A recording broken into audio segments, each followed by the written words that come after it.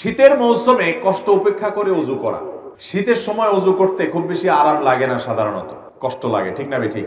এই কষ্ট উপেক্ষা করে যারা ওযু করে তাদেরকে এই ওযুর মাধ্যমে আল্লাহ রাব্বুল আলামিন তাদের ছোটখাটো যত গুনাহ আছে সমস্ত গুনাহগুলো মাফ করে দেন এবং আল্লাহর কাছে জান্নাতি হিসাবে, ঈমানদার হিসাবে তাদের মর্যাদা এবং মর্তবা আল্লাহ তাআলা প্রমোশন করে বৃদ্ধি করে দেন, উপরে উঠায় দেন। নবীজি সাল্লাল্লাহু আলাইহি ওয়াসাল্লাম বলেছেন, আলা আদুল্লুকুম আলা মা ইয়ামহুল্লাহু বিহিল খাতায়া ওয়া ইয়ারফাউ বিহিদ দারাজাত।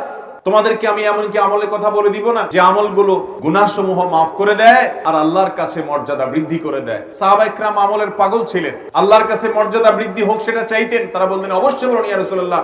তখন নবীজি সাল্লাল্লাহু আলাইহি সাল্লাম যে কয়েকটি আমলের কথা বললেন, এর ভিতরে একটা আমল হলো ইসবাগুল ওযুই আলাল মাকারে। কষ্ট হয়, এরপরও ওযু করতে কার্পণ্য করে না। অতএব শীতের মৌসুমে যত কষ্ট হবে সমস্ত কষ্ট উপেক্ষা করে হলেও ওযু করার মতো সৎ সাহস থাকতে হবে।